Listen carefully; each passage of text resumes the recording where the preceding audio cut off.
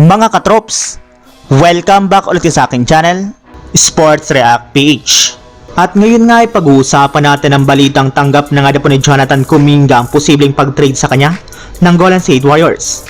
Pag-uusapan na rin nga natin dito sa ating panibagong video, ang game preview ng laban ng Los Angeles Lakers at Detroit Pistons.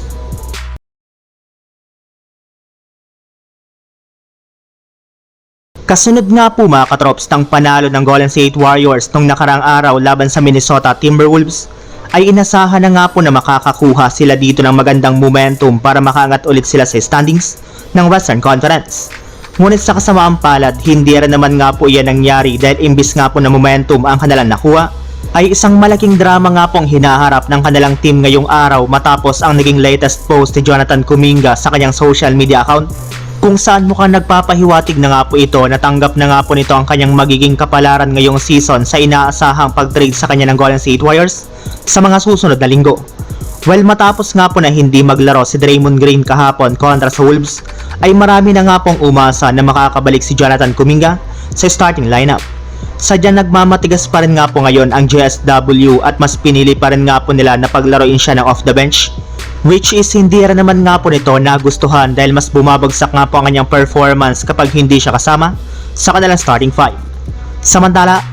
pumunta naman tayo sa ating sunod na pag-uusapan sa game preview ng laban ng Los Angeles Lakers at Detroit Pistons. Kagaya nga po ng naibalita ko sa inyo mga katrops, bago pa man nga po magsimula ang kanilang laban ay inanunsyo na nga po ng Lakers na nakalista na naman nga po dito bilang questionable sina Anthony Davis at LeBron James,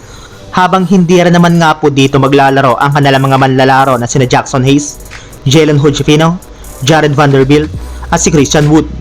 Habang pagdating naman nga po mga katrops sa koponan ng Pistons, bukod nga po kay Isaiah Stewart ay wala na rin naman nga po silang ibang player sa kanilang lineup ang hindi dito makakapaglaro. Kung inyo rin naman nga pong matatandaan, tinambakan nga po ng Pistons ang Lakers sa kanilang unang paghaharap ngayong season, kaya medyo dehado nga po talaga dito ang kanilang team kahit man gaganapin ito sa loob ng kanilang home court na Crypto.com Arena.